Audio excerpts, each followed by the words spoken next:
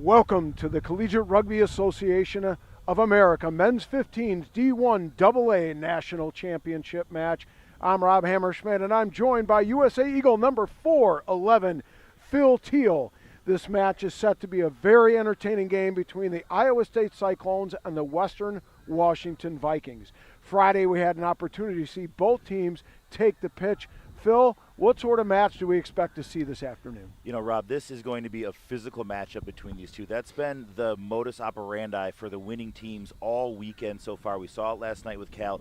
Physical, physical, physical. On Friday, Arizona State was overwhelmed by Iowa State, 43-12, due to Iowa State's 14 Iowa products, just absolute corn-fed boys running over the top, going forward the whole time. And then we saw Western Washington with that 36-19 win over Millennium Atlantic, a physical team in their own right who came away with the win in the consolation finals against Arizona State today. Western Washington blends extreme physicality 1 through 8 and with skills 1 through 15 across the board. I'm very excited for this matchup. Well, I'm certainly excited to join you on this call, and for those joining us for the weekend, in this final, we have two great matchups, two great teams. Western Washington beating Millennium Atlantic 36-19 on Friday, while the Iowa State Cyclones, as Phil mentioned, won their match, beating Arizona State 43-12. And again, the physicality on par last night in the championship match. Cal, of course, their second national championship in a row, and we're going to see that physicality continue as both teams are set to come out of the tunnel here in just a moment. Again, Phil, I'm excited to see more physical rugby. It has been smash mouth with skills on top. We saw it, as you mentioned, Rob, last night. Cal coming away with that win. Navy fighting back in the second half, but Cal just overwhelming everybody this year.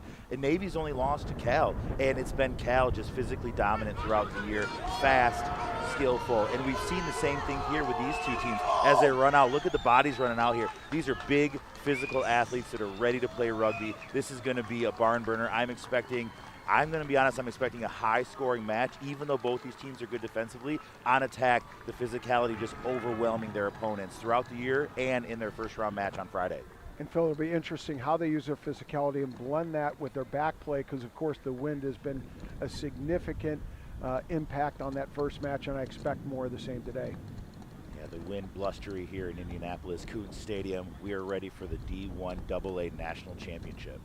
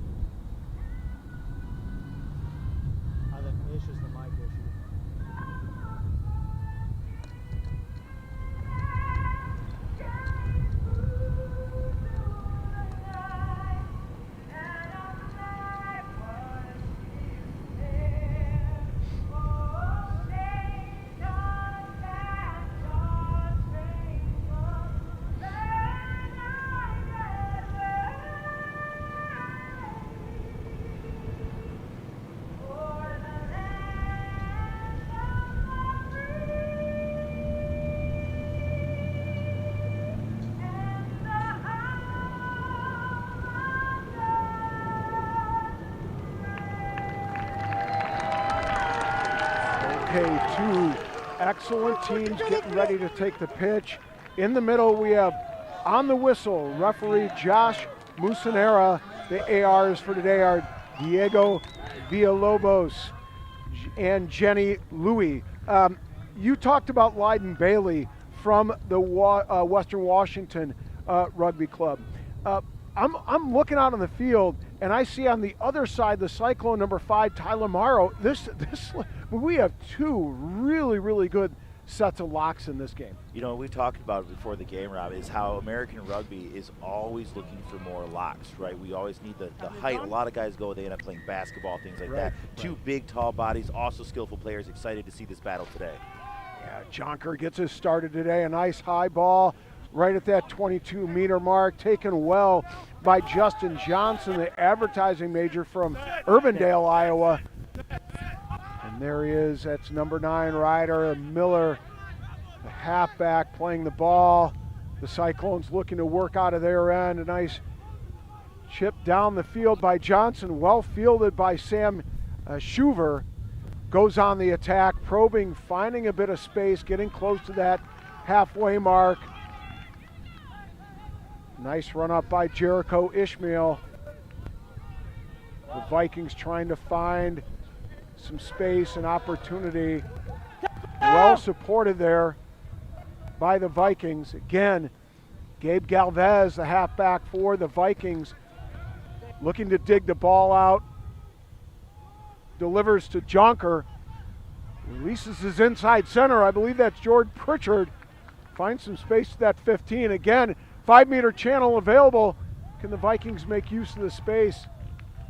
Look at that, was Filivaa over there, the danger man, taking that one, trying to hot step back inside. Well taken by the Iowa State defense. They were very disciplined against Arizona State on Friday. Yeah, and you see the power of the 8-man John Brown, the sophomore industrial engineering major, as it's chipped down by Jonker, well fielded by the Cyclones. Chipped into some space, but well played. Great hands by Schuver, and he chips it deep. That ball won't quite get to the end line, and it looks like the Cyclones are gonna have a goal line dropout here deep in their territory. You know, I think that might be O'Brien there in the 23 jersey, if I'm not mistaken. It was him on Friday. We'll have to get confirmation on that, whether that is 23 Sam Schuver or 15 Ned O'Brien in that 23 jersey.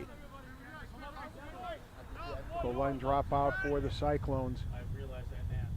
Good kick, though, down there. Attack. Oh, charged down by the Vikings. Bit of confusion there from Iowa State. Nobody wanted to pick that one up. Let's see what referee Musanera says. It's like offsides there. You have to stay back behind the 5-meter line there in that goal line dropout. Jonker puts it up in the wind. Johnson puts it up in the wind. The ball goes into touch, and it looks like it's going to be a Western Washington throw-in. You know, here's where Western Washington really launched attacks from, is these lineouts just inside the attacking opportunity you have. You'll see here you've got Liam Herring out there in that 13 jersey. You mentioned him earlier. He's a danger man when it comes to running that ball. Hard lines, he does well to cut there underneath. You also see the number 7 there, Seamus Toohey, try scorer from Friday. He's a hard runner as well. And you see that's Bailey. You mentioned him earlier. Goes up and snags the ball on that 5-man line out. This little probing run, well contested at the breakdown, but it's going to be an offsides call against the Cyclones. Opportunity here for Jonker to play the ball deep into Cyclones territory. A lot of pressure being put on the Cyclones by the Viking. A lot of skill, and as we mentioned in the beginning of the game, physicality. Iowa State incredibly organized in defense for a collegiate program especially. They play really well to the space versus trying to stretch themselves too far, as this one doesn't go into touch. Yeah, Johnson plays it well and then chips ahead. A lot of space ahead of him. Oh, and that's an advantageous kick. Well, it will remain a Viking. No, it's a turnover. Kicked out there by the 23. Yes, off the knee there, into touch. Iowa State opportunity here in the lineout. Yeah, so here we go. Ryan Snyder is going to be the man throwing the ball in for the Vikings. Well, grabbed out of the tunnel, knocked down, taken forward by Miller. Tries to straighten that ball up and give the Cyclones an attacking platform. Counter ruck by the Vikings. Well taken forward by Brown. And there is Morrow, I mentioned him earlier, a big, strong lad, but held up well in the tackle. Vikings look to be solid in defense, Phil. And that was Yonker there, the 10, with the big collision on the number 5 Morrow. Well done there. Getting in the mix early on is the fly half. Johnson probes, find a bit of space, tries to throw it behind him. The Cyclones continue to keep the continuity going, just not enough of it to get more yards toward that try line. Dalton House there picked that one up inside. We've got a penalty here against Western Washington. Not rolling away.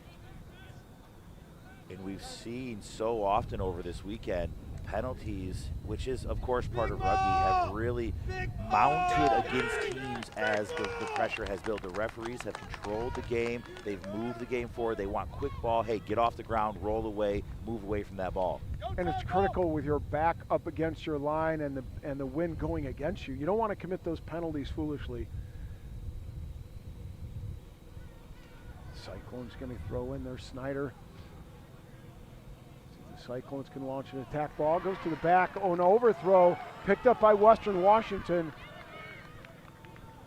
It's a nice hard run by number 4, Fergus Moore, kinesiology major from Portland, Oregon.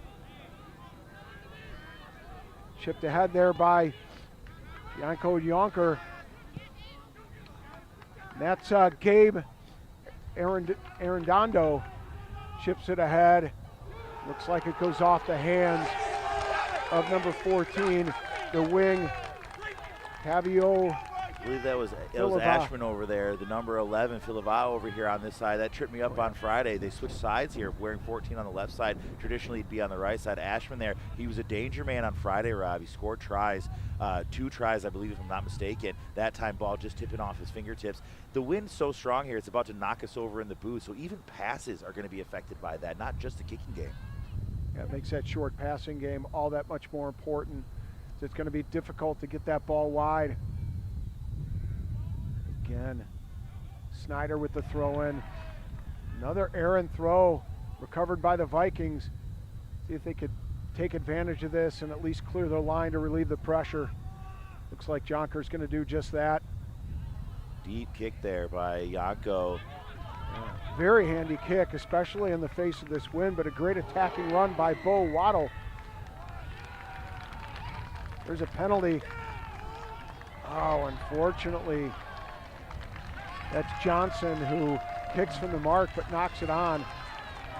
Yeah, the senior, a 2-time All-American there, Johnson, he's going to be key for the Cyclones. Just an error there, trying to move that ball quickly, find his quick game, tap and go, and just lost that one. Can't blame the wind for that one.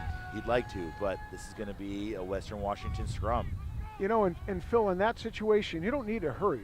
We're just simply 8 minutes into the match. Take your time, settle in, and work yourselves into the game. You're playing on the attacking end, just outside the 22 of your opponent. So why not take your time instead of trying to go fast there? You know, and it's a penalty there, so, and I agree with you, Rob, on that one. As much as you want to play quickly, Johnson wants to speed the game up there. You've got the penalty. You've lost 2 lineouts on the trot. I understand that inside the 22, but there's other opportunities there. You could take a scrum.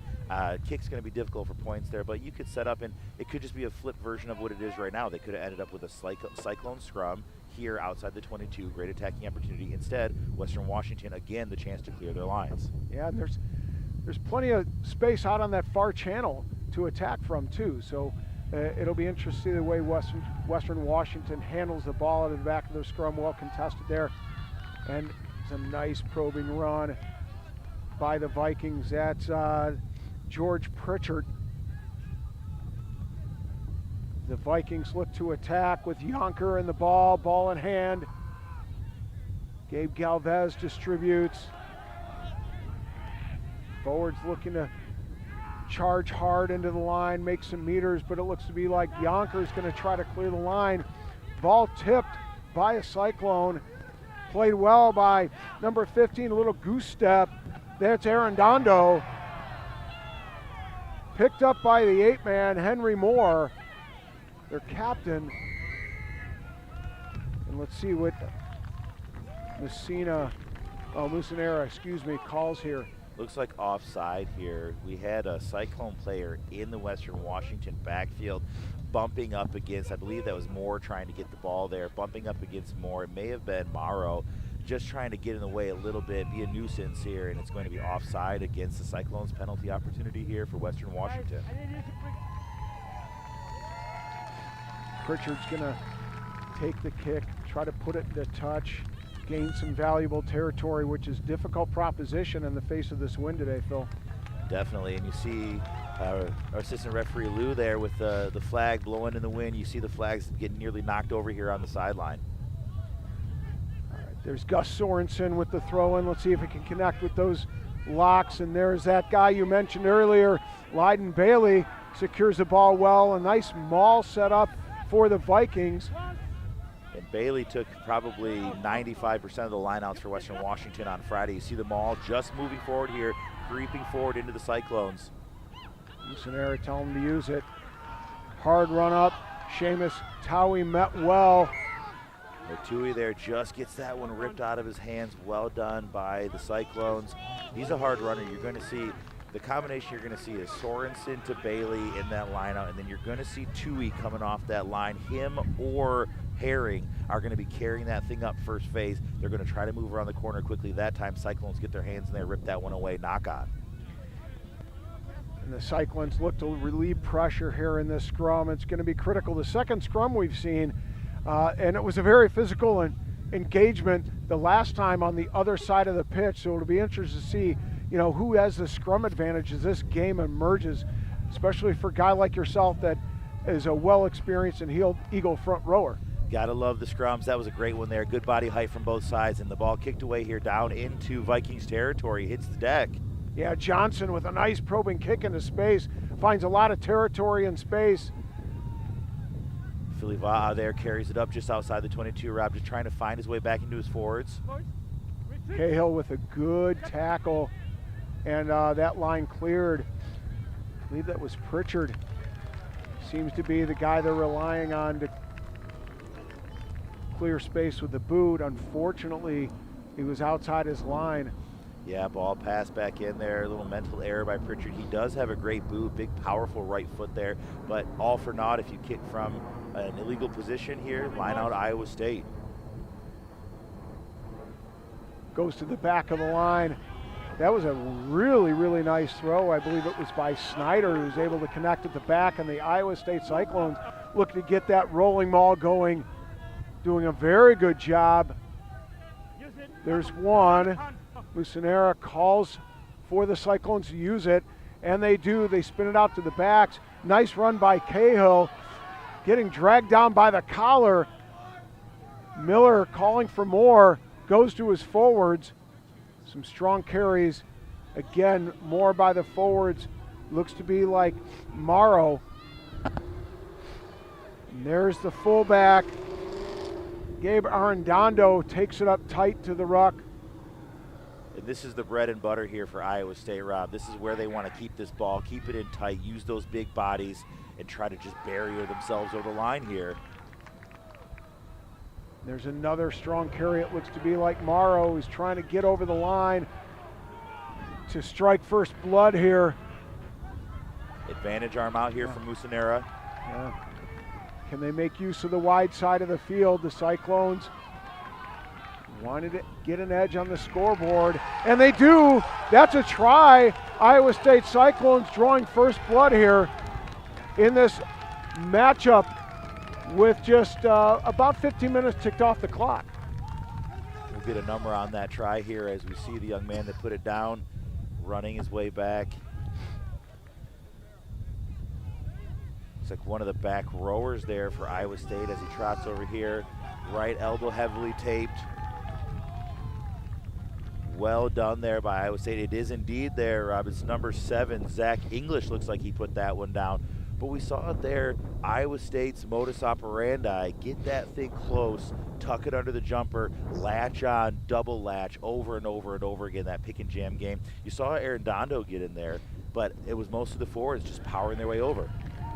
And the flags go up, 7-0 in favor of the Cyclones. And what I like to see there is Sometimes when forwards have an opportunity, they get a little anxious, and that's when they make mistakes. But you saw the Cyclones there remain patient, just stick with the game plan, and run it over with the big fours. And that shows a lot of confidence in their forwards. That's their game plan. That's what they want to do. They want to physically overpower you. And in that occasion, 1-0 Iowa State. Again, Pritchard set to get play restarted here. Kicks it deep, close to that 5-meter channel. Well taken by Liam Cleary. The ruck set by the Cyclones. And it's going to be a penalty, not releasing. The Vikings are liking their position thus far, just camped outside the 22 with an opportunity to probe deeper with a quality kick to the corner. And you see that so often. We always talk about stacking good on good as coaches, right? After your try, you've got to get that exit down. You've got to get it right. You can't allow the other team to chip away at that momentum that you just built. And we see here Iowa State allowing Western Washington inside their 22. It's just a case of doing your job, doing what's necessary for your team, not trying to do too much. And there we have a knock on by the Vikings. The Cyclones look to try to clear their territory and relieve this pressure, Phil. Yeah, relieving this pressure here. A bit of a let-off there by Western Washington. Their line-out operates at a very high level here. In this win, though, ball just getting away from Sorensen off the fingertips of Bailey. And Iowa State now the opportunity to clear their lines. You see Johnson set back there, Rob. This wind, hectic, but the strategy has to remain the same. Exit from here. Yeah, hectic to say the least. It's about a 12 to 15 mile an hour wind today, and it's blowing at a pretty gusty pace as Johnson clears the line, and he does get that touch finder. That's pretty good territory gained. Yeah, great kick there. Yeah, just on the Cyclone side of the halfway mark. And that's a major pressure reliever. You saw it come off the side of Johnson's boot just a bit there, spiraling away into the wind, but he had the right fade there. If he had the driver out and puts this one out for the Cyclones. Line out here to come. Sorensen gets set to throw it in, and he goes to Bailey, that danger man in the lineout that you spoke about. That's a great line by the Vikings. It looks to be number 4, Fergus Moore, the lock kinesiology major. Again, taken forward by the Vikings. Coming back, that's Yonker, who sees some space and tries to chip it up ahead. A very difficult play. Well taken and put back into play by Cook. That's pretty high IQ stuff there as he goes into touch, but manages to wrangle that ball in for the Cyclones at that 22-meter mark. Morrow takes it up hard. He sets play, but looks like going in from the side. I think we may have a knock on there from Miller as he tried to take that from the back of the breakdown. I've got to give some credit where credit's due here. Fellow front rower Jericho Ishmael, you saw him one-on-one chasing that kick from Yonker, makes the tackle and does a great job there. Maybe a bit overmatched for speed. Ishmael looks like a great athlete, but that's fantastic work from a loose head prop, chasing a kick that sliced away a bit and making the one-on-one tackle, creating that opportunity. Yeah, you love that work rate from your front rowers. Anytime they can be mobile and get around the pitch, it's an exciting proposition for any coach. And we even saw Ishmael on Friday in the back of the lineout jumping, and he did well back there. He seems to be a unique athlete at that loose head position, and there again, just making that fantastic tackle now into the scrum here against the Cyclones. And it's great to see with these young kids, a lot of athleticism in the forward pack amongst many of these teams that we've seen out here. And so it bodes well for rugby in the United States. Yeah, we mentioned it all weekend. American rugby at the collegiate level, especially, alive and well. Galvez gets the ball out, and once again, that's George Pritchard. Looks to be like he connected with Yonker there.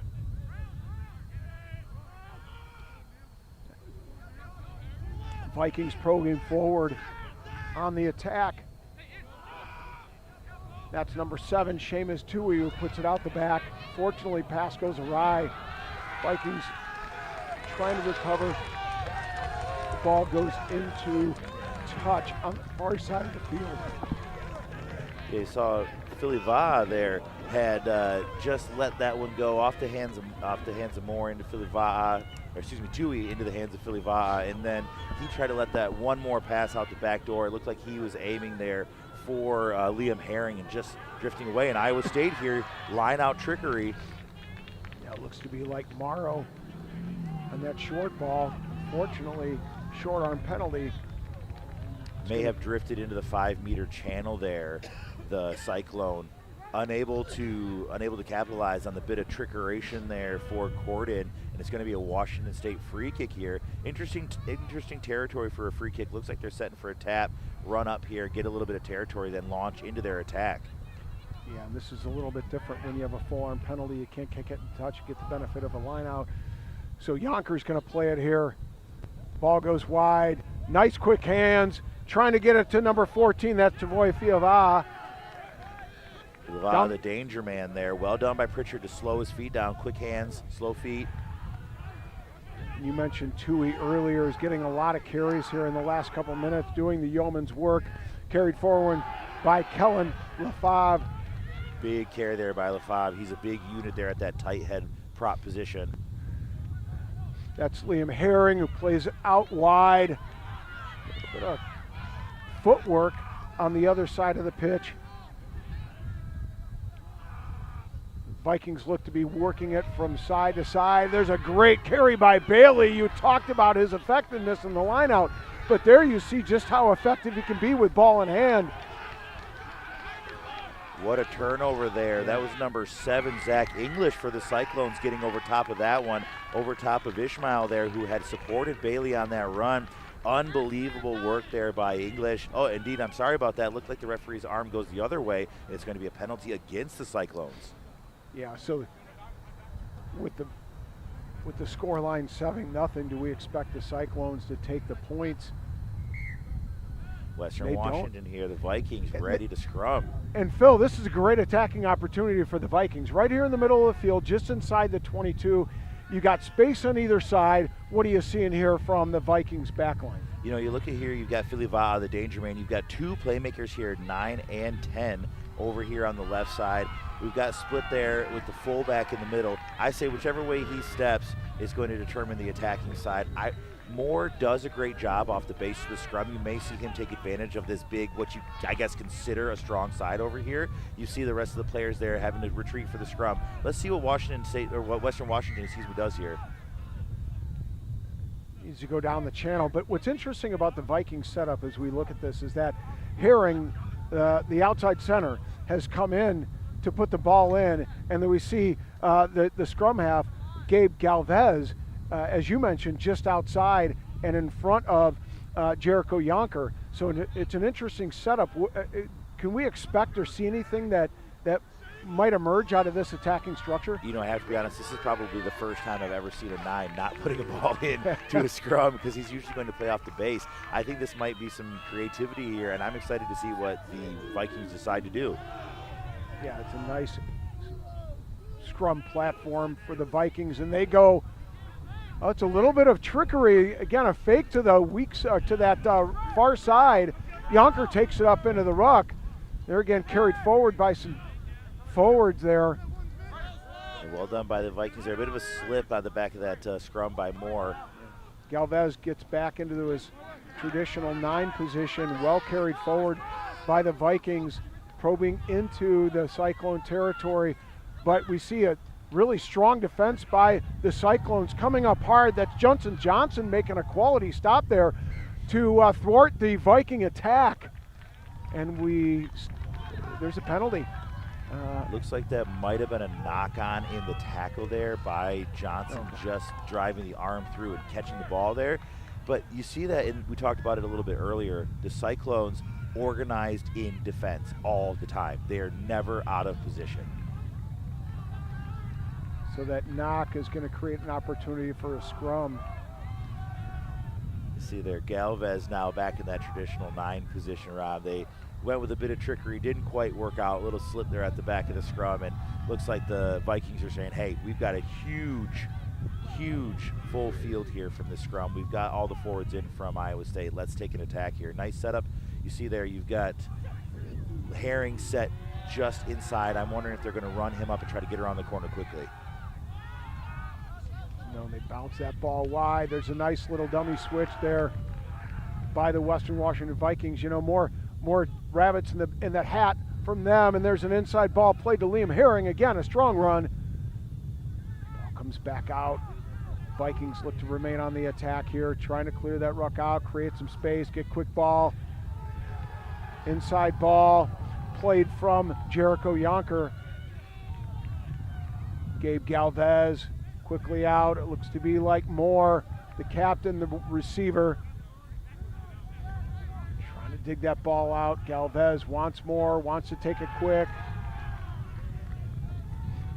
Taken up hard by Gus Sorensen, the hooker. Galvez with the ball, out the back, played to Bailey. There's Yonker, looking to make use of space, well covered by the Cyclones. Trying to get on the attack very quickly. Galvez marshaling his troops, marshaling Bailey over to that right side, trying to draw more defenders in. Come back to the near side. He's well met by Cole Fisher, the tight head from the Cyclones.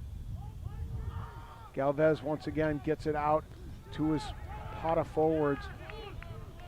Looks like there's an odd man break potential here if they can just make use of the ball. Nice little offload, Sunnyvale style, by George Pritchard. Fortunately for them, the Cyclones defend well, and that's Jericho Ishmael who plays the ball out of the back of the ruck. Gives an opportunity for Gabe Galvez to get back out there. Yonker again to a forward. Bailey knocked on and then chipped ahead by the Cyclones. Ball meanders back there to the 5-meter line, putting a lot of pressure. That's number 14, Elijah Cook. Cook there, looks like he got down and got on that ball, tried to pop it up, and it is on the side of the Cyclones. Whistle, though, from the referee. That's good hustle by Cook.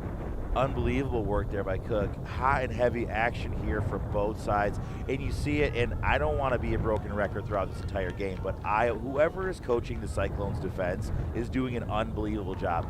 They're filling the field, when they're on the sideline defensively, they're filling the field from 5 out to nearly the opposite 15, coming up in space, eating space, making their tackles. When they're in the middle of the field, they're filling the field 15 to 15, coming up on both sides of the breakdown. Their defense right now, Western Washington, trying to figure out this lock combination. Yeah. They play quickly, they move the ball, they get great ruck timing, but unable right now to solve this Iowa State puzzle defensively. You know what I like about the Iowa State's defensive line is they come up together. You and I both know and understand that sometimes when one guy comes up a little too quickly and you have that, it creates that gap and opportunity for a quick little shifty back to find some space. So that defensive discipline and communication just as important as it is on offense. Okay, we have put in by number 9 again. That's Galvez, the halfback from Western Washington, trying to dig it out, but there's a lot of pressure by the Cyclones, but that's a penalty. As a front rower, what were you seeing there? It looks like the referee Musanera there saw Snyder. He was dominant, but he was dominant coming up and in. You have to keep your shoulders down on that. You're allowed to come in as long as your hips are tight and you get underneath that tight head's chest, which is what you want to do. You want to can opener him up there. Keep your neck strong so you don't get your chin pinned down to your chest there as the loose head, but you're not allowed to drive up and work his shoulder up because it's just an unfair advantage for the loose head. Yeah, and as you talk about that, I think for a lot of people who haven't been in the scrum or even in the front row, they don't understand it. What you got to look at is the hip position. Yep. Right? Your rear end cannot get out to the side and cause that boring in, which is a penalty. And there's Bailey with a strong grab and a strong carry to boot as he's drugged down. Western Washington looked to carry forward. Again, the nice pot of forwards with a good strong run. That's number 4, Fergus Moore, kinesiology major from Portland, Oregon. Ball comes out there. Western Washington shifty, moves up toward the middle of the pitch. Well taken as Galvez tries to dig it out, but it's a knock on, and it's going to be turned over towards the Cyclones. one of the first big opportunities for a line break. We've seen a couple here from Western Washington as we talked about that puzzle of the Iowa State defense. You saw Bailey there, though. It looked like Western Washington was going to go to a maul on their own side, maybe try to get a little bit of territory advantage, create a penalty, something of the sort there. Bailey, though, uncontested, Iowa State stepping to the side of that maul. He says, hey, I'm a smart guy. I'm out of here. He's a business administration major, fellow BA, myself are here, and he's a smart guy, decides, hey, I'm going to turn, I'm going to run, and he gets 12 meters out of that carry, sets Western Washington up. I know it ended with the knock-on, but that was great work from Bailey. Yeah, 100%. So Cyclones have a great attacking opportunity here and come towards this near side. A nice chip ahead by Johnson, and it's a touch finder. That's a well-weighted kick from that young man. And just nearly a 50-22 there, just inches away from a Cyclone. Huge turnaround in momentum for the attacking lineout. It is going to be Western Washington here with the lineout. Real quick, Phil, 50-22 for those who are uninitiated. So 50-22 is anytime a new rule that was put in here a couple years ago, anytime you're in your own half and you kick that ball and it touches ground and then bounce out inside the opposition 22, you actually would traditionally lose the lineout ball as Western Washington has here from Iowa State. But Iowa State, if that would have gone inside the 22, would have had this lineout. Nice grab at the captain for the Vikings, Harry Moore. And it's going to be a penalty against the Cyclones. Feel like the signal was pulling down the maul? I believe so, yeah, that's against Cole Fisher there. Maul was already formed, then pulled down. You're allowed to sack or pull that thing down as long as it hasn't fully formed and the ball hasn't moved back out of the receiver's hands. Just a split second late there is Fisher on that sack of the lineout. Ball kicked into touch by George Pritchard from White Rock, BC.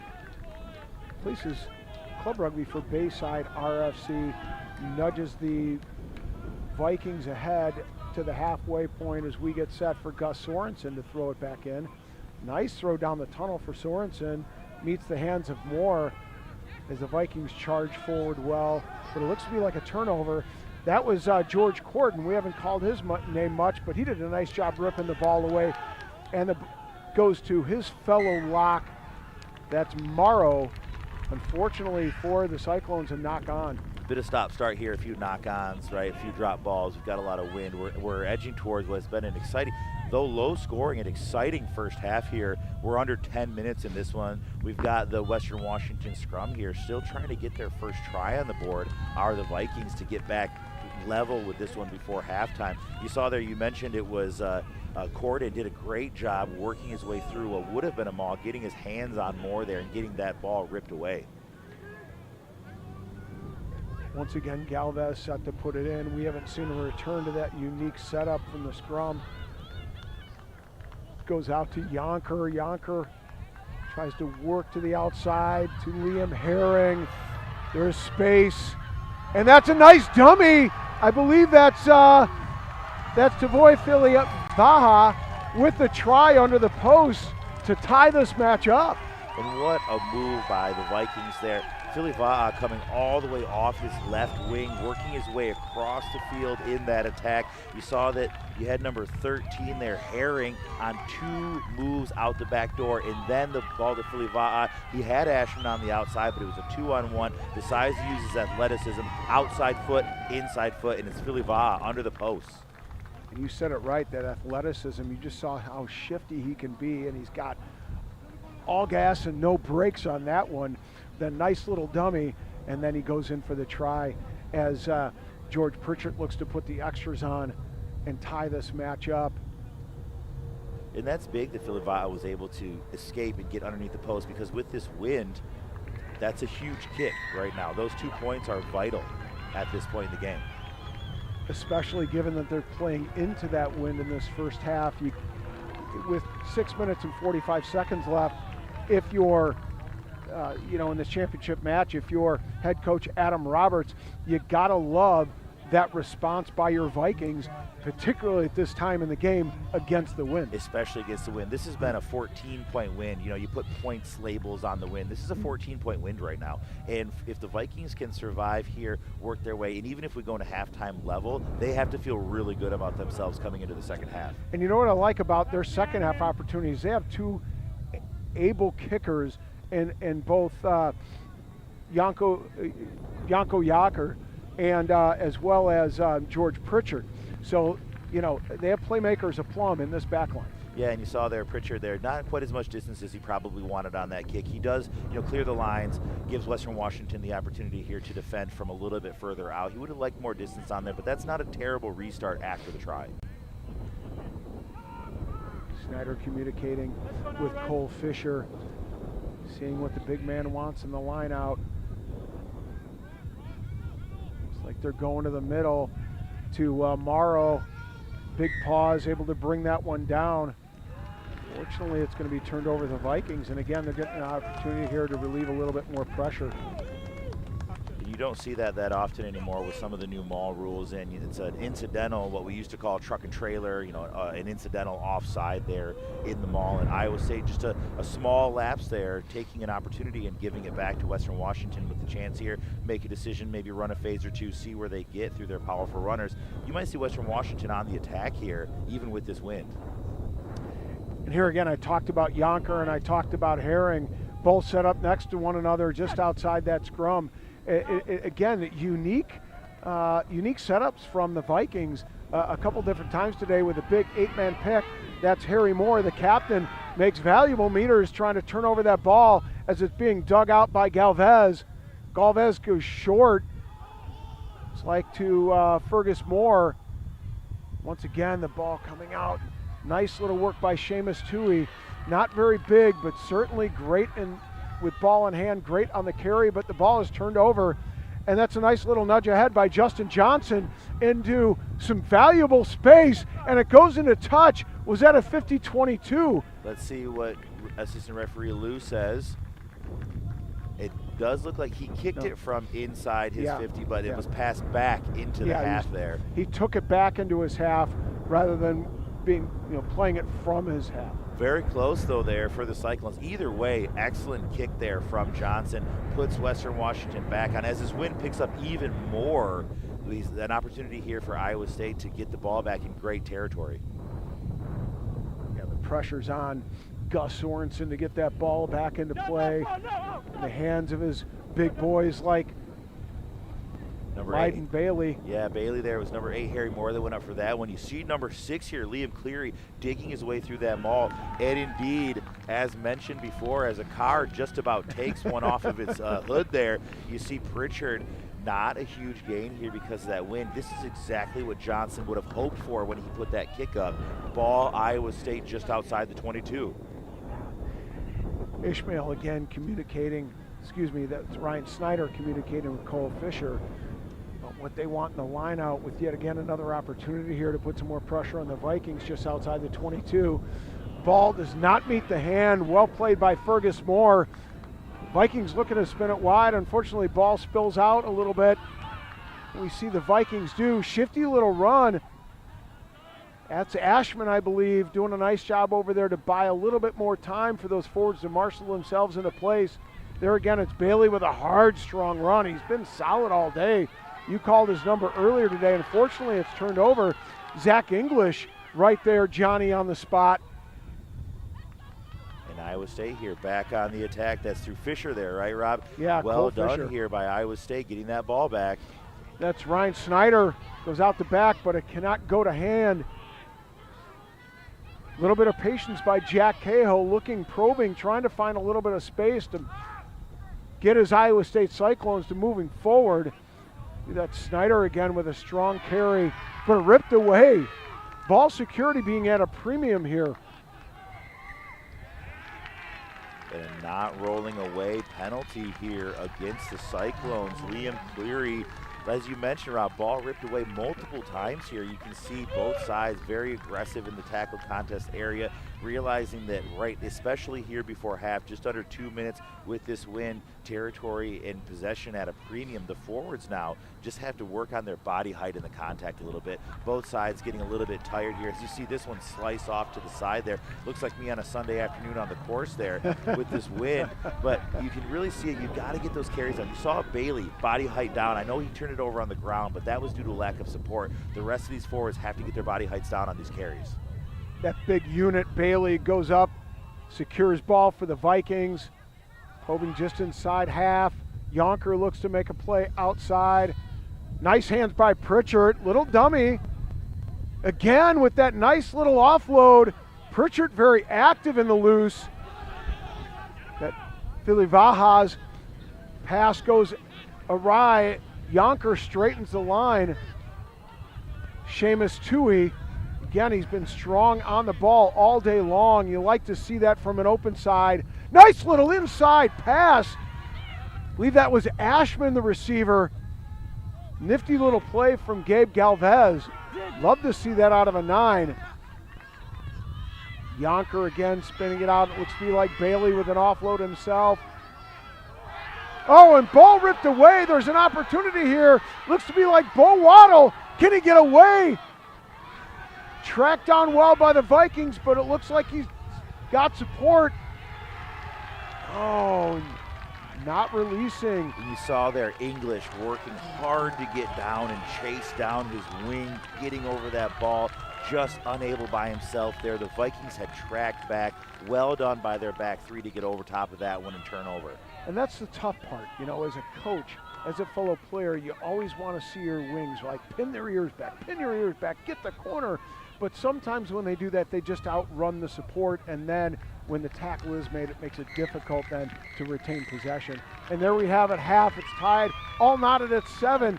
But it's been an exciting match, and it's lived up to all that we talked about. A lot of physical forward play, Phil.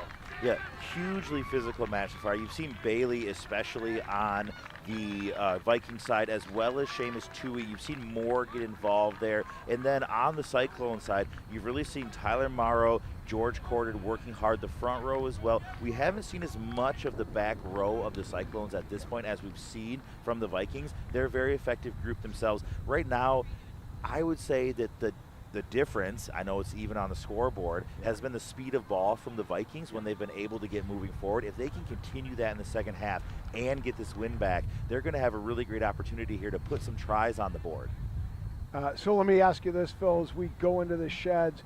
If you are the Iowa State Cyclones head coach, Anthony Ant Fryan, what are you saying to your lads?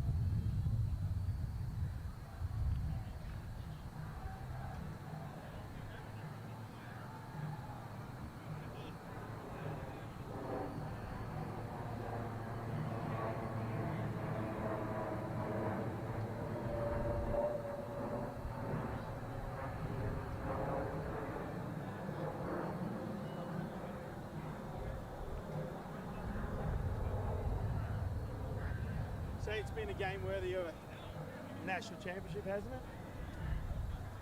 Good little swan dive you got there. Nice little replay. He doesn't. He just doesn't.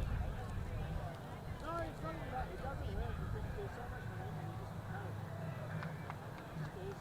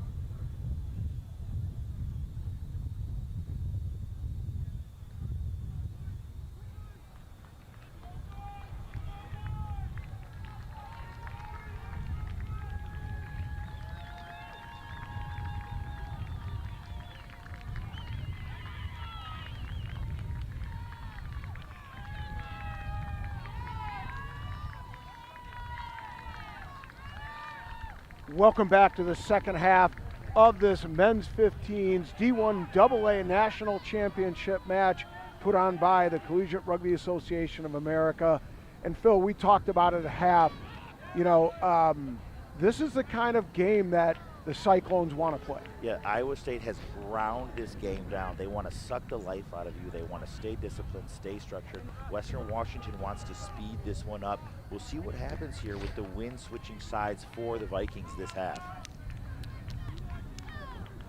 As we set to get kicked off here, again, Josh Musanera ready to blow the whistle. National championship honors on the line for both of these clubs. And it's clear based upon the first half just how hard each of them want to play, and we're getting some tremendous forward play out of both teams, especially out of the lock position. Oh yeah, out of the locks. You've seen it so far. Morrow and Corden on the side of the Cyclones, and then Bailey and Moore from Western Washington. Excellent work in that. Really, sometimes it's not a vaunted position. You know, it's a position where we call it the engine room for a reason. These guys work hard, don't always get all the credit. Right.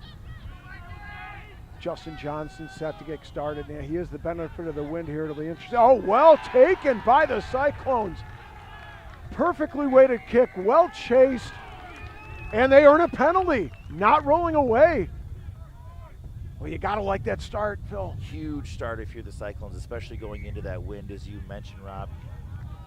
Didn't get the number. I believe it was one of the, that was either the lock there actually going up for, I think it was indeed, we had just mentioned him, Corden there went up for that one in the air, clean take, comes down, not rolling away there, not releasing from Western Washington, and we've got a penalty here right off the bat for the Cyclones. You love that kind of hustle and mobility out of your locks. They almost act as a fourth back rower with their ability to get their hands on the ball like that. As we see that would be Justin Johnson. Yep. Yeah, getting ready to take the kick. Huge wind here, though. Let's see what happens with this one. Has a distance for sure, and the flags go up. What a kick there from Johnson to pull the Cyclones ahead here early in the half. This wind picked up, and it is moving, and that thing almost didn't make it over. Without the wind, that was a good 50-meter kick. With the wind, almost killed it there, but it still just scrapes over the post there. Great kick by the two-time All-American, and clearly his skills are on full display here at this national championship match. Once again, Pritchett ready to get it started for the Vikings. Well-weighted kick in his own right, but excellently taken. I believe once again that's Corden. So the corner, Josh Brown in there that got that one, the number 8, but great start for the Cyclones here. Near dream start for the second half as long as this kick goes well. Johnson puts it up high, well taken at the halfway mark. Isn't that Vahi? Western Washington out the back, that goes for Yonker. Trying to get their hands on it. Unfortunately not rolling away. It's a good run up. We talked about Corden.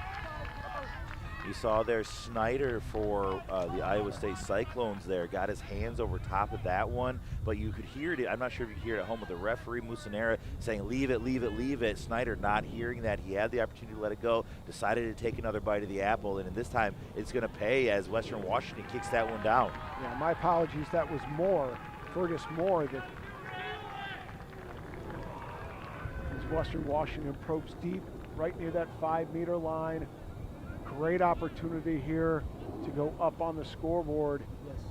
It's all about execution, Phil. You got to be clinical at the line out. Well taken by Bailey. He's been a monster in the line out all day long.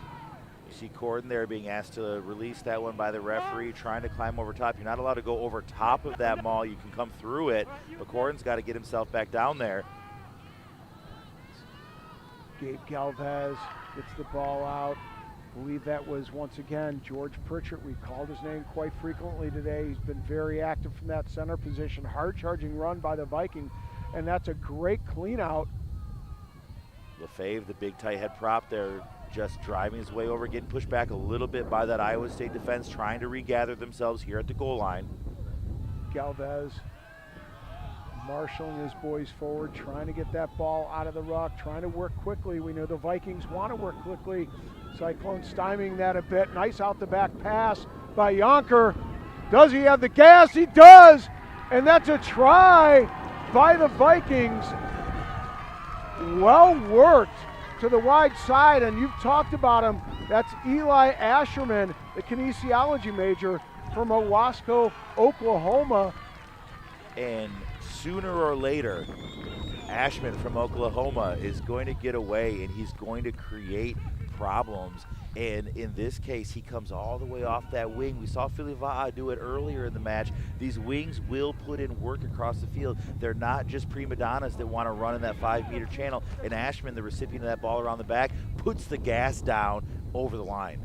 And how important is it for wings to, as they say, find work? Sometimes if you stand there and you're just sitting on the wing, the ball doesn't get to you, so you got to go find work. What's that mean, Phil? You know, I'm going to name drop right now. I was lucky enough to play with Taku Nguenya, and one of the things that he did so well, him and Blaine Scully, fantastic wings, is they got off their wing. They did work. They found their way to the other side of the field, and they put in the effort to create tries when they really had no business creating them.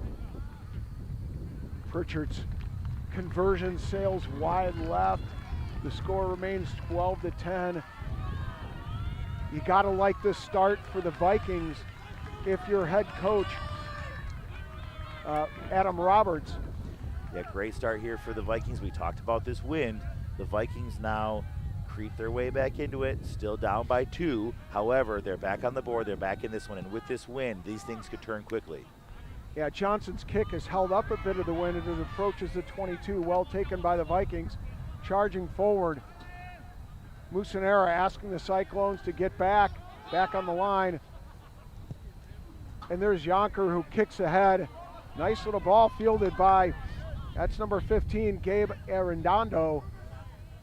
Spun out wide by the Cyclones. There's space here. Attacking opportunity. English hands it off to Bo Waddle. Waddle's still on his feet, going hard, driving the legs, and that's a high tackle. The Cyclones have a penalty. Great answer there by Iowa State. Well done, as you mentioned, through Waddle. Big ball over the top there from Johnson, taking a risk in the wind, but great work there. His trust rewarded by Waddle, bouncing off 2 tackles and then earning the high tackle there. Opportunity here for the Cyclones. Back and forth stuff here in the second half. Johnson's kick, he had to measure that pretty handily because the wind is very gusty right now. We can feel it up here in the booth. That ball gets hung up there, and sometimes it goes deep, and it ends up going over the try line, and your attempts to secure a nice platform go awry. So you got to be careful here if you're Johnson going against the wind. A little bit of movement in the line out there, though, but Bailey defensively very intelligent up in front of that one, takes the ball away. Nice steal by Bailey. You called his name to start the game, and we've been saying it a lot throughout the game. He's been immense in that line out. What a good operator for the U20s, man. Hard charging run by the Vikings. But unfortunately, a penalty is earned by the Cyclones. So Cole Fisher not able to get that ball to turn over back to his side. Yeah, it looks like there you had LaFave on that big carry there, and he was just keeping those legs pumping, was the big guy.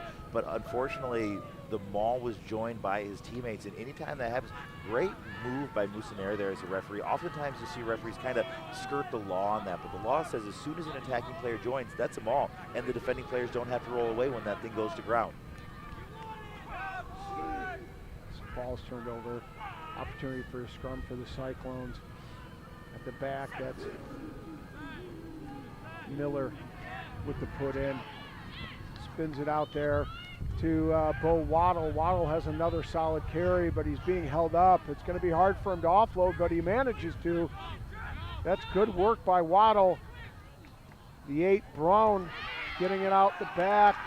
Fortunately, it's a knock on. The Cyclones turn over the ball. And yet again, another opportunity for the Vikings to relieve some pressure. Yeah, you saw Waddle get held up there in the midfield. Well done by the Viking defenders, trying to go one for the other. They say, hey, you do it, we can do it too. They hold Waddle up. Waddle does a great job to get that ball away. Braun there tries to toss that one back to his teammate, though, and it's just off the hands, and we've got a knock on Western Washington scrum. Interesting platform for Western Washington. You think with this wind here, you see you've got Arredondo. He's back a little ways, but if I'm Yonker right now, I'm going to try to use this wind. Probably not a 50-22 opportunity, but a real great opportunity to create some space. Nice 8-man pick by Brown. Go forward ball. Looks like Yonker is going to do exactly that. Put a well-weighted kick behind number 10, Justin Johnson.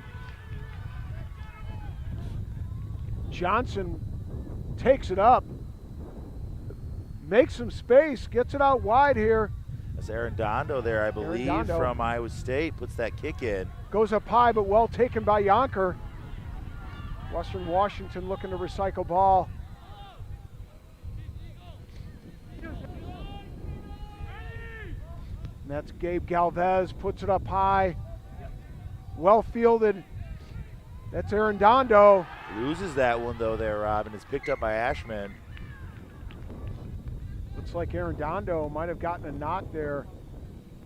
Trying to get up, holding his head. My guess is medical's going to have to take a look. Musanera having a conversation with his AR, Diego Villalobos.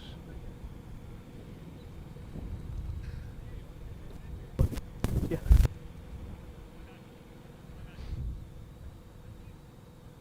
To make the Zago is already down, so it's rugby in to me. We're just going to restart with a knock on here, okay?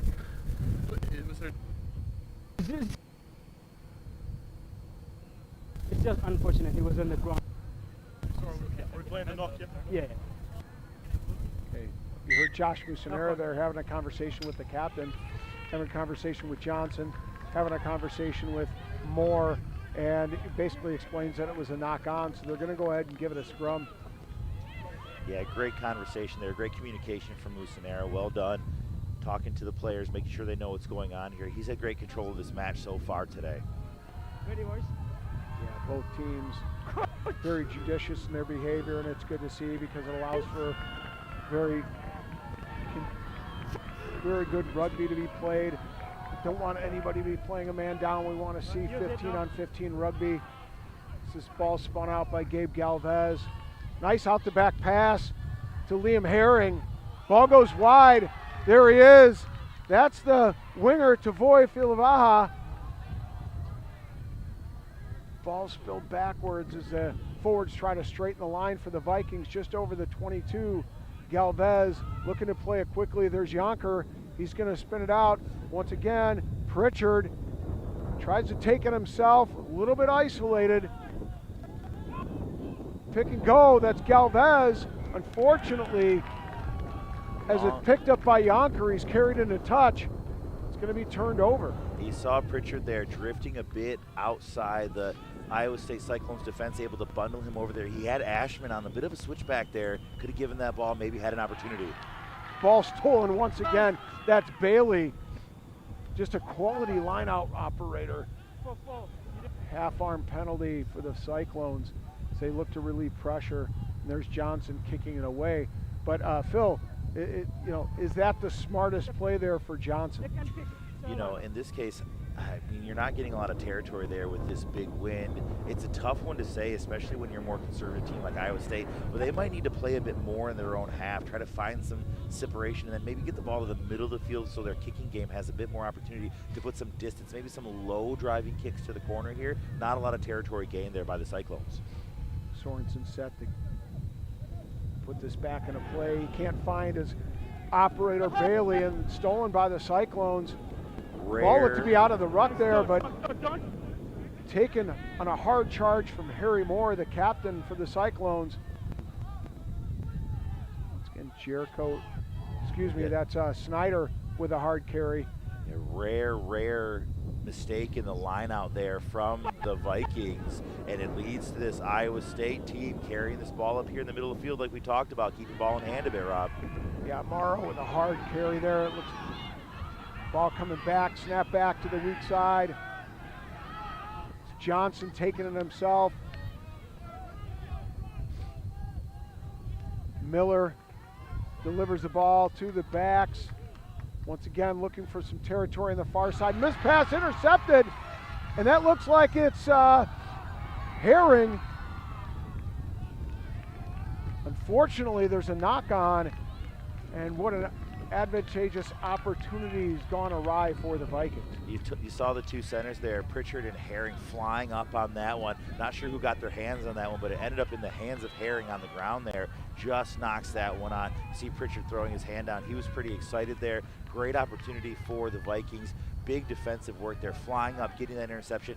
You had called it. Miller played that ball away twice to the same side for Iowa State, but with this wind, that pass just floats a tiny bit, and if you're a defender, especially in aggressive ones like Pritchard and Herring there, the opportunity for the intercept or the big tackle, if you go for the man instead of the ball, is on offer. Yeah, we see Miller getting out the back, kick ahead by Johnson. Let's talk about this real quick while we're waiting for the ball to be put back in play. do the Vikings, do they need to come hard on that line and continue to put a lot of pressure defense in the Cyclones to keep playing in that half? I really think they do, because the kicking game's not going to be very effective for Iowa State right now. So you do have that opportunity to get your tails up and fly up a little bit, not being as worried about that kick coming over the top. So it's a great opportunity for Western Washington to put massive pressure on the Cyclones, especially between the 10 meters. Bailey bringing that ball down well. Oh, handled supremely by Tui, was just at his fingertips. Galvez playing it, Yonker taking it himself. Good contest at the breakdown. That was, we haven't talked about him much, but that's Dalton House, the psychology major. Fortunately not rolling away as the penalty, and the Vikings get an opportunity to probe deep into the Cyclones half. And with this wind here, still down by 2 are the Vikings. Big opportunity for them right now. Pritchard pushing that ball down and deep into Cyclone territory, just outside the 22. And we have to give credit where credit is due right now, Rob. Nearly 20 minutes gone in the second half. Wind in their face. The Cyclones still clinging to this 2-point lead.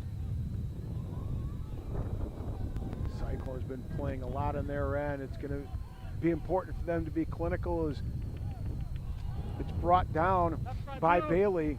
Been a monster in the line out all day. Vikings being a bit patient as Gabe Galvez begins to dig the ball out, delivers out there to Yonker. Yonker goes to Pritchard. Pritchard with a nice ball and a nice step inside, outside, and that's a score. Try by, I believe that was Liam Herring. I think that right there was Ned O'Brien, if I'm not mistaken, in the 23 jersey. Again, we haven't gotten that confirmation if it's O'Brien or Sam Schuver. We want to give credit where credit is due, especially when it comes to a try.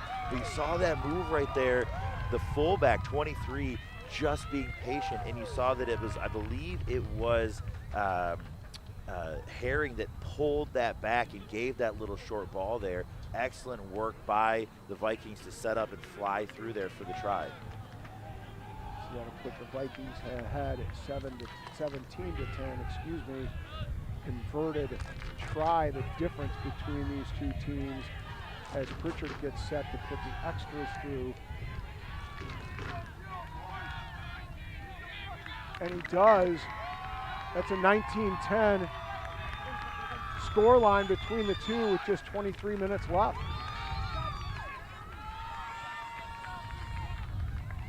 The Cyclones looking to respond.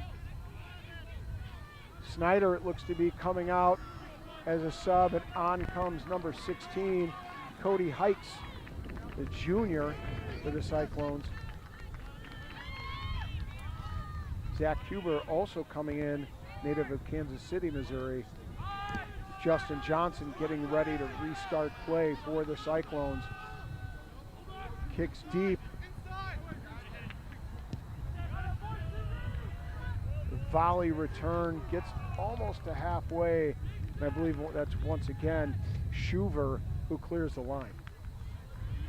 Yeah, as we mentioned, trying to get confirmation on the 23 versus 15 jersey there between O'Brien and Schuver. Right now, we'll just say the fullback, number 23, until we can get that confirmation. Great kick, though.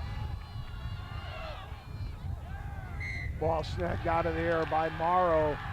It's going to be a not straight throw there with this wind. You saw that ball just slipping, going to the back there where the Cyclones, it looked like it slipped out of the hooker's hands there. You saw it spinning a bit like a topsy-turvy there, and just drifting to the outside shoulder of the Iowa State lineout. Indeed, we're talking about Schuver. That was a great outside-inside move he did to freeze the fullback to score that try. Great work by the Vikings. Yeah, and you see it there now. The Vikings, as I mentioned before, actually had the score backwards. Apologies on that. It's 19-10 to the Vikings at the moment. There Galvez gets the ball out. Yonker chips ahead by Pritchard. Nice probing ball, well handled. Cyclones looking to return the attack. That's Johnson, a little high in the tackle, but he's able to secure the ball. Zach Huber delivers to his fellow forwards. That's Miller marshaling his troops around the pitch.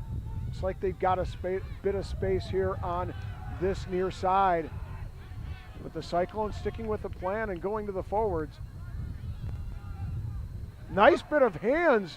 Unfortunately, that's number 13, Tucker Lehman, not able to get that ball to hand, and you make use of that space. You know, you saw there number 8, Josh Brown, really just some hard charging runs from the Cyclones, one-off running, trying to earn the right to go wide. And with this wind, we see it again, a pass there just drifting in forward of Lehman. He barely got a hold of it the first time, tried to regather. Contact came in from the Vikings defense, and Lehman loses that one forward. He hasn't had a lot of opportunities with the ball so far today with some of the wind and the ball. You know, Miller playing more to those forwards, more of that crashing style. This time he got his hands on it, did a great job to recover the first pass, unable to hold on in through the contact. All right, we here have some subs, and it's Fergus Moore coming off, in addition to Kellen Lefave.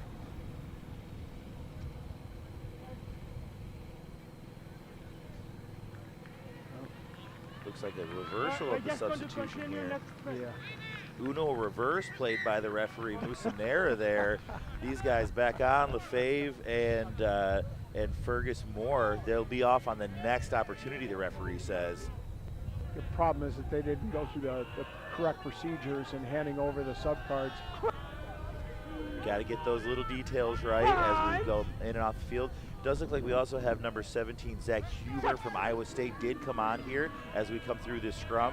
We'll get any other substitutions for you. We also had 16, Cody Hikes, come on for the Cyclones. Gabe Galvez delivers. I believe that was Pritchard on the receiving end, quick to recycle. Again, Western Washington trying to create some tempo here in this game to stymie the Cyclones, and that's a great run. Opportunity here for Liam Herring. Herring dragged down, but just inside the 22. Nice little run up. I believe that was Galvez who took it himself. Nice run up by Lyden Bailey, trying to straighten that line for Western Washington. Oh, that's a punishing tackle. Unfortunately, it's a tip tackle, and it's going to give the Vikings an opportunity here just outside the 22. It looks like Pritchard might be aiming for the corner. You know, I got to say, I'm 100% for player safety.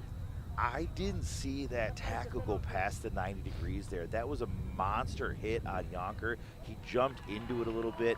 I'm never going to sit up here in the booth and criticize the referee. He's down on the field. Player safety, #1 paramount. That was a really big hit. It's tough. What I'm trying to say is it's tough here for the Iowa State defender there. I didn't get a number on the tackle, that he's being penalized for that hit. Totally understand it. Yonker did get close to that parallel in the air, but it is a tough call. Musanera there making a big call. Referee interested in player safety, of course. Looks like looks like Austin Hansen coming in. We see Morrow come off the field after some big work from the big second rower. We also see Jupiter Gillum coming on the field for Western Washington in the 20 jersey there, Rob. Fortunately for the Vikings, they can't connect in. It's going to be a turnover. The Cyclones are going to get an opportunity here to relieve some pressure with a scrum. Knock on in that line out there. See there number 19 as well, Charlie Despain Tanya is coming on for Western Washington. And we saw it on Friday. Western Washington has an excellent bench, very athletic. They do their job. They don't come on and try to do too much. They just replace the player that they came in, and they work to their strengths. Looks like a nice athletic body from Charlie Despain Tanyas. Be interested to see how the Cyclones handle this pressure from the scrum. But again, it's another one of those penalties. Jericho Ishmael, the loose head, getting his hips turned. And we actually, interestingly enough, I believe he's also in the #1 jersey. We'll have to see him turn around here. See a quick turn here in the #1 jersey. I think, if I'm not mistaken, that might be Owen Yenwerio with that penalty there. Ishmael coming off the field. Some jersey swapping going on here for the Vikings. The Cyclones looking to get that ball wide, go out the back. Nice little play by Johnson. There's a big gap. We haven't called his name much, but that's Cahill. Find some space. 8-man John Brown takes the ball hard up forward, looking to make a little bit of room for his back, so they go to the short side. There's Johnson, the fly half there, carrying up hard as the Cyclones go back into the forwards through Brown again there, Rob. Brown with some carries today, doing very well. I don't know who we have in the 25 jersey. It's not marked. Chipped up and ahead. Unfortunately, looks like a knock for the Cyclones, and it's going to be a turnover. We see here number 15, just as a quick note, Gabe Arredondo getting up, holding his side. He's been a lightning rod around the field, really trying to control the kicking game from Western Washington, as well as getting involved in the attack here as we try to sort out some of these number calamities here. Guys coming in and off the field, number 25.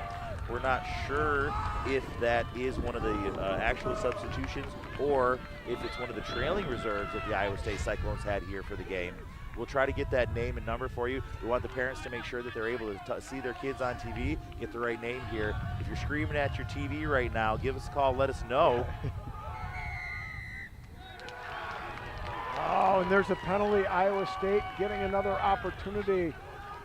The attacking position, the front row doing its job. You know, it's interesting there because we've seen 2 calls against Western Washington for driving up in the front row as a loose head.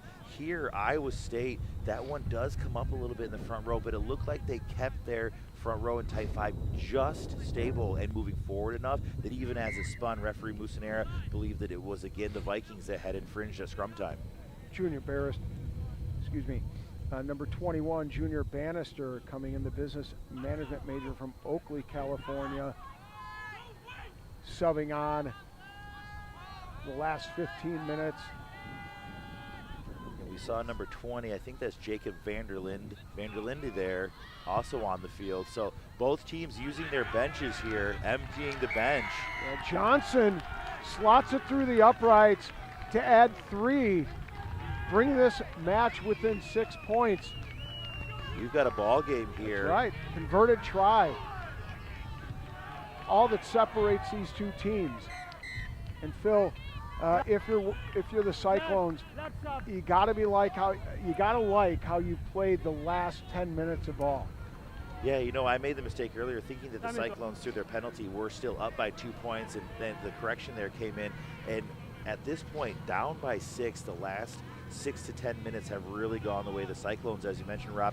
And the thing that they're doing is they're staying in their game plan. They're pounding through the forwards, and then they're releasing their centers as much as they can when they have the opportunity, like you saw down there on the right side. And we see a blood sub coming in. That's Noah Pashota subbing in. I believe that is for Gabe Arredondo. I'm not quite sure. We'll confirm that here in a moment. Looks like Arredondo is still on the field there. Not sure. Johnson takes it up, tackled well. Arredondo trying to provide that structure to the ruck to secure the ball. Cyclones going with their hard charging forwards, but it's ripped away by the Vikings. Advantageous opportunity just inside the 22. The Vikings look to go on the attack. Keep the separated score line. Nice run up by Gus Sorensen, it looks like. There's Galvez, delivers it to Yonker. Out the back to Liam Herring. Knock on. Bo Waddle secures the ball for the Cyclones, and it looks like they're going to have an opportunity here to clear the line and relieve some of this pressure right at that 22. You know, the Vikings tried to run a similar move there with who we believe again is Sam Schuver coming around that corner. You had mentioned it. The ball got into the hands of Liam Herring, coming back around on the ball in behind there. Well trailing run there by the 23 as well. Just got contact from the Iowa State defenders. Lost that ball forward, and as you mentioned, into the hands of Waddle. And we'll have a scrum here for Iowa State. We got confirmation it's Elijah Cook that came off for that blood sub. Getting worked on here. Looks like it was the forehead. You know, a lot of right around that eyebrow area, really easy to bleed there, and he's getting fixed up over here by the training staff.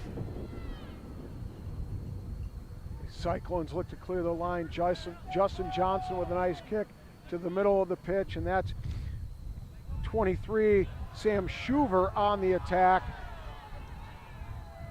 Of course, Tua Filava linking there with Ashman. Ashman again finding a way to buy some time for himself so that the forwards can get over there and clear out.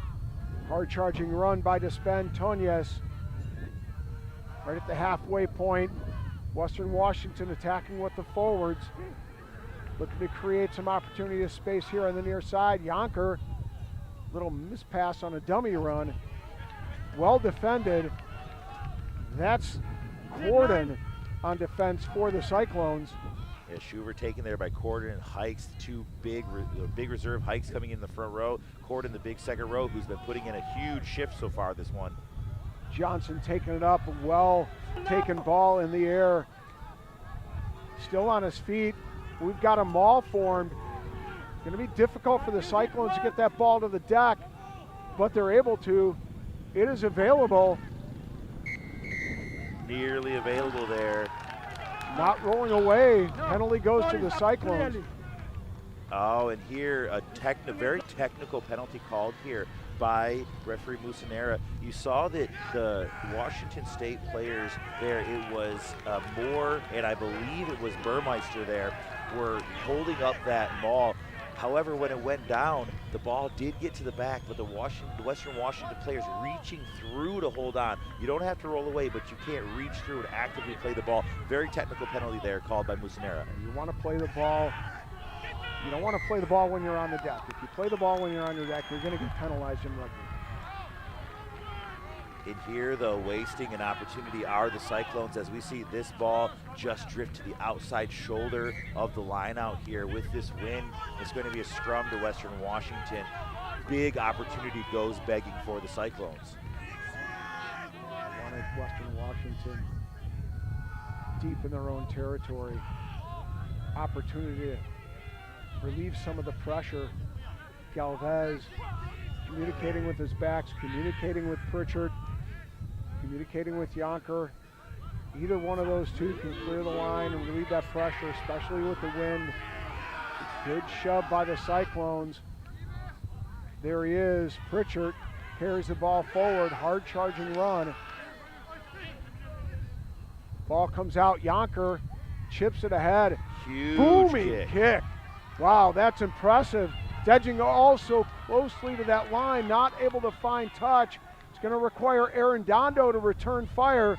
With Johnson taking himself, he thinks he sees some space, nearly gets out of the attempted a tackle on his shirt, chips and chase. Can he get to the ball? Nice tackle, Pritchard covering. And that's a great counterattack by the Cyclones to put the pressure back on the Western Washington Vikings. What a job there by Johnson. Found a little bit of space, put on the Jets, got around the reserve prop there near the halfway, near the 10-meter line, puts the chip over the top. It was an amazing job by Herring and Yonker. Yonker had gotten back there, clearing their lines, but that's breathless stuff. The opportunity there for Johnson. He took it, nearly pulled off the miracle try. As you mentioned, Aaron Dondo there worked the ball over to him, but what an individual effort by Johnson just to even now get themselves back in this position. Iowa State lineout.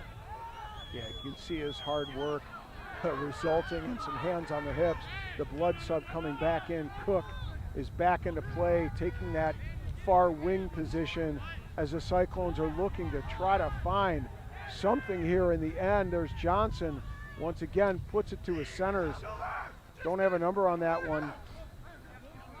And as they say, don't turn that dial. We've got under 9 minutes left here in the D1AA National Championship here, CRAA Rugby. This is an exciting finish. Absolutely exciting. 6 points separate these two pugilists. Nice ball put forward. That's Cody Hikes. Not able to find many meters. Ripped away on the ground, though, by the Vikings defense. This is going to be a penalty here for the Cyclones. Justin Johnson plays it from the tap and go.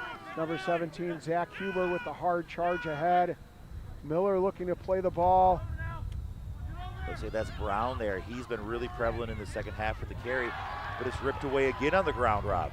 Yeah, it looks like ripped away, picked up by Jacob Vanderland. Vikings looking to clear their line.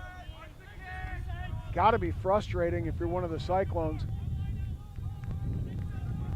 You just can't find that opportunity, that space to get to the try line. And you see it here, the Vikings living on the edge of the referee's whistle, ripping that ball away once on the ground earlier. This time they did a really good job ripping that away before the knee hits.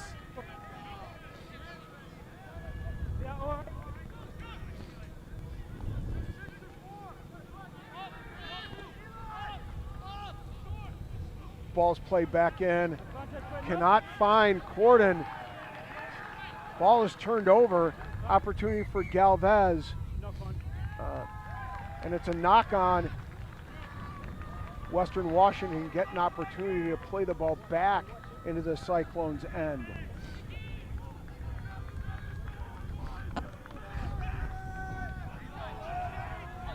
Here we go. We've got this scrum down here, as you mentioned, Rob, for Western Washington. Able to play here right around their own 10-meter. No damage done there. Working their way back up the field here. You have to say, acquitting themselves quite well have been the Cyclones with this wind in their face, playing whatever they can when it comes to getting the ball in hand, keeping that thing tucked in tight, and surviving here against Western Washington. Western Washington with the ball here. Nice pick and go by the captain, Harry Moore.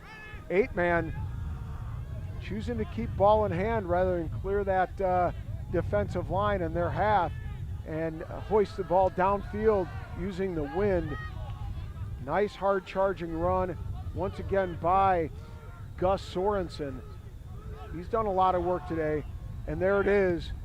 That's Yonker hoisting the ball high. It's a great kick, but an excellent take and a mark called by number 10, Justin Johnson. He's really played extremely well today. He has played extremely well. He put himself in the opportunity just a bit ago for that try scoring opportunity. He's been doing everything he can to will his Cyclone team forward here. And that's a touch finder for Johnson. Good kick there, smart move there by the number 10, keeping that one low, driving it into the wind there. Instead of trying to go for maximum distance, just getting as much as he possibly can out of that touch finder. All right, little conference amongst the Western Washington forwards. You got to think Bailey's your target if you're Gus Sorensen. You want to get the hands on a guy who's been an absolute stud in the line out today. He has been, and this time the lift though for Moore is going to go awry here, knocked on by the number 8 from the Vikings. Yeah. Ball picked up by Corden there. And ball played away here by Miller into the hands of Johnson. Ball gets out wide, looking to make some space. That's number 13, Tucker Lehman. Haven't called him a lot, but he's done a little bit more work this half to make his presence known. Confusion on the far side. Looks like Musanera having a conversation with his AR, and it's gonna be a line out to the Cyclones. You see Iowa State here trying to pick up the pace. They've had a few lineouts go awry here, as has Western Washington with this win. Critical lineout now for Iowa State here with under 5 minutes left to go in this one.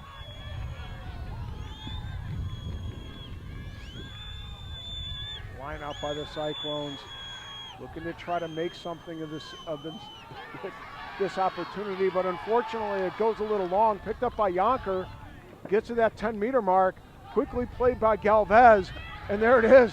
Guy we've called a lot today, that Bailey with a hard run by Tui. He's been all over the place, exactly what you want in a loose forward. Everywhere here, and you saw there number 19, Charlie Despain-Tonya is coming on the field, making an impact on that carry. Well done there by the Western Washington reserves, and there's that man again, Tui, with another carry into heavy contact. Nurse playing halfback now, hard carry. That's number 8, Harry Moore, the captain. Spin it out, there's a little hop step. Ashman again with that quick hot stepper, trying to find his way through, gets through one tackle, but then eventually taken by the Cyclones defense. You talked a lot about Ashman just has that ability to be so elusive. You got to contain him if you're the Cyclones. And we have a knock, it looks like, being called by, no, a forward pass. Looks like a forward pass, but I believe he's going to go back for the advantage here. Penalty for offside against the Cyclones in that tackle in the middle of the field there. I believe that tackle was on Bailey. The Cyclones just creeping past the referee's line there. Pritchard looking to probe and get more territory, put more pressure on the Cyclones as we get deep into the last couple minutes, the waning moments of this match. It's been a great affair, back and forth all day long. 6 points separate these two teams for the national champion. And this could be the nail in the coffin here for Western Washington if they're able to execute this line out. As I say, that goes awry, but it does go backwards. They're still into the hands of the Vikings. Yeah, they tried to target Bailey on that one and just not able to find the hands. Just gets a fingertip in it. Western Washington mounting their forwards. You see 2 pods almost there, Phil. Their intent is pretty obvious as Pritchard takes it forward. Slow this thing down, tick that clock away. If you get the try here, great at the end of the game. If you don't, you still come away with the win. Playing with house money, as we say, are the Vikings right now. Harry Moore holds up in contact, trying to find himself to ground so they can recycle the ball. And again, Nurse playing halfback, but it's knocked on and turned over for advantage to the Cyclones. They have yet another opportunity. They're not dead yet, but you got to think they got to run it from almost everywhere and anywhere at this point, with just under a minute and a half left in this match. It looks like there's space and numbers out wide if they can quickly recycle ball. Look how quickly the Western Washington was flying around the corner there, led by Tui and Bailey. Surprise, surprise, those two working hard here in the 79th minute. Yeah, and you'll love the work rate from your forwards when they see an obvious opportunity to try to thwart the offense, and they find that position and get themselves in the ready to mount that defense and keep the pressure on the Cyclones. And there it is, a penalty. The Cyclones still have more to do here. The game is not done for the Cyclones, but you got to think they got to push the pace. They got to tap and go here. And because of their line-out struggles that they've had here in the second half with this wind, they have to go with the quick tap inside their own 22 instead of taking that meterage for the line-out. Justin Johnson trying to be that elusive figure, trying to be the hero for the Cyclones. Ball recycled, goes out to number 17, Zach Huber, straightens the line. Cyclones look to want to spin it out wide. There's an opportunity. Nice coverage tackle by Nurse. Wrangles in Waddle, prevents him from getting the edge. The Cyclones still in control. That's Jacob Vanderlyn with a hard carry forward. And we've reached double zeros here on the clock, Rob. So this is the absolute last gasp here for the Cyclones. And if you're the Cyclones, you can't make a mistake here. You can't lose possession, create a turnover, hold on to the ball too long and cause a penalty. You gotta try to find an opportunity in these waning moments. See there, number 13, Lehman. Not releasing the man by the Vikings. Justin Johnson quick to go, and he goes forward to Corden, who takes a hard charge over the 50-meter mark. There's a great run by Zach Brown. He may find Baynard, he's still alive, gets across the 22. That's what we love to see from that 8-man, willing his team forward, trying to find that opportunity, and there's Johnson once again, holding up in the tackle. You love what you've seen out of this man today. And the last gasp here from the Cyclones is a lung full of air at this point. This game not over by... Oh, a heavy tackle. And I Penalty, believe though. that was Reed Burmaster. Johnson quick to take it forward. Oh my God, this is absolutely ecstatic. End of the game rugby. No time on the clock. phase after phase by the Cyclones here, just burying themselves into the Western Washington defense. The Vikings scrambling around the corner, screaming for numbers as they move, screaming to get off the line here and make their tackles, put their shoulders on. You love the never say die attitude. You get the sense they know what's on the line. A national championship, an opportunity to hoist the trophy. And they are committed to this attempt as they get over the... Indeed. And it goes awry, unfortunately, Lost for the Cyclones. Ball there at the end. You see that so often. It's the last interception in football. It's, you know, the last ditch shot from half court in basketball. And in this case, it's a knock-on right at the line by the Cyclones. And look at the body language, the difference between being a champion and being a runner-up. In the body language, the Cyclones, all that effort, you love what you saw in that last minute and a half from them. They knew something important was on the line to them, and they just fell a hair short with that knock-on. And a hair short is the way. They should be proud of their performance, especially in that second half, fighting the wind, fighting an excellent squad in the Western Washington Vikings, working through their game plan, and you see what a win does. Revived are the Vikings here as they cheer themselves on the field, and downtrodden are the Cyclones, but they have nothing to be feeling shameful about. They should be proud of their performance, as should the Vikings, coming away as your D1AA CRAA national champions. And before we talk about those champions, let's just talk about the efforts of Justin Johnson and John Brown. They're right at the end, again, trying to will their team on to victory, to snag a defeat out of agony, and unable to do it, just falling a hair short. But how about the Vikings? You know, what a performance that you saw there by Lyndon Bailey. You saw Seamus Tui, Harry Moore, just to name a few. You mentioned it, Sorensen, across the board. Not to even just to only talk about the forwards. You saw Galvez control the play very well. Yonker, educated boot, getting in there, doing a great job organizing his attack and defensively. And then, of course, the wings. You had Ashman and Filiva'a, just explosive. They're all across the board. You can name every single one. The center pairing of Herring and Pritchard were effective. They did their job throughout the game. They corralled the Cyclones 1 through 23. This Western Washington team should be very proud of that performance. Absolutely. And you mentioned Pritchard. I mean, he was like a second fly half out there, just always an option. Not only to run with that ball with power and authority, but also to kick it and find some space. So, great play out of Pritchard today as well in that centers. But again, how about Bailey? I mean, a monster in the line out today, had a number of steals, and that's what you're looking for out of a guy like that. Yeah, when it comes to your team, then you talk to have Harry Moore as well from the captain's role. He was massive, as you saw him just coming here. He'll be talking to our team here in a second with this big. He may be emotional right now. He is going to be excited for this one.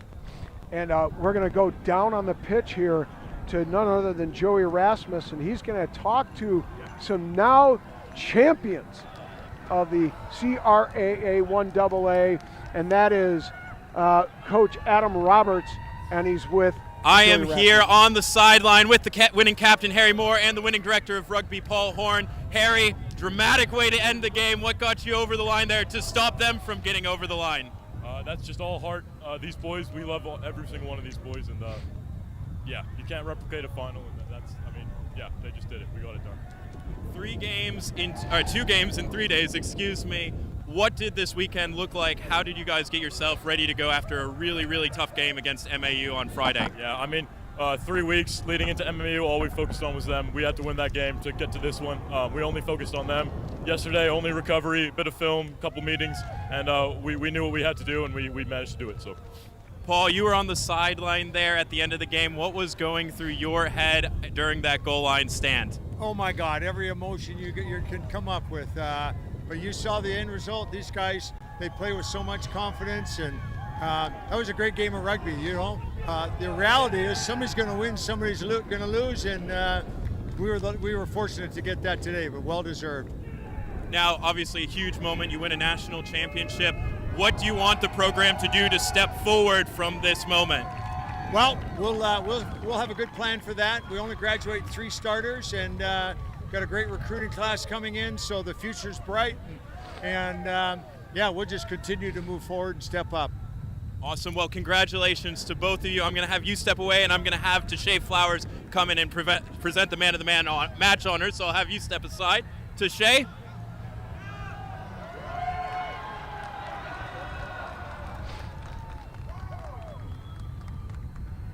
Congratulations, Lyndon Bailey. Thanks so much. D1AA, Man of the Match. Here you go, buddy. Congratulations. Lyndon, an absolutely dramatic finish to that game. It was a huge arm wrestle in the first half. What allowed you guys to get on the top in the second half? It was just keeping our gumption, keeping the boys fired up. There was a lot of moments where we could lose our composure, but just talking to our boys, making sure they knew, we're backing them, and we're going to die out on this field. And we would have done that if we hadn't won, so that's all.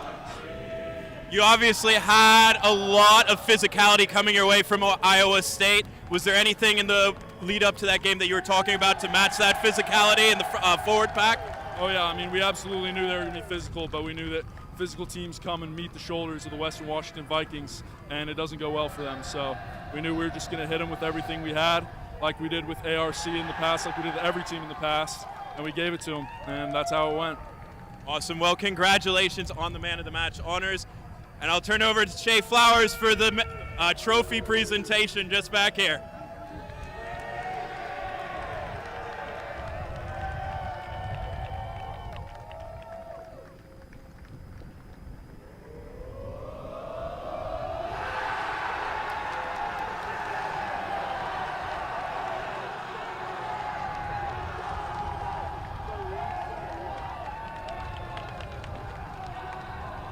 Well, congratulations to Western Washington. Of course, Paul Horn talked about the future is bright for that team. We can expect to see them back. But thank you very much for joining us for this 1AA National Championship matchup. We'd also like to thank our sponsors, Steel Dynamics. Steel Dynamics is the title sponsor of the 2026 CRAA National Championship Series. Steel Dynamics, the new frontier of growth. 8x8 Sports. Today's match is brought to you by 8x8 Sports, the presenting sponsor and official apparel partner of the College Rugby Association of America. 8x8 Sports, we move you forward. Irish Rugby Tours, looking to take your rugby team overseas? With Irish Rugby Tours, travel to Ireland, the UK, and Europe for international matches, pro-level training, and unforgettable memories. Start your journey now at irishrugbytours.com. Gainline Sports Management. Gainline, the official sports management partner of the College Rugby Association of America. Gainline, a testament to the power of leadership, innovation, and the relentless pursuit of excellence. And USA Rugby. USA Rugby is proud to partner with Collegiate Rugby Association of America for the 2025-26 academic year. With future USA Eagles taking the pitch today, we are pleased to support this experience for all student athletes. Learn more about the USA Eagles and how you can get involved with USA Rugby. Finally, today's broadcast was granted by the College Rugby Association of America. Any use or rebroadcast requires the written consent of CRAA. For my partner Phil Teal and our entire production team, I'm Rob Hammerschmidt. Thank you for watching.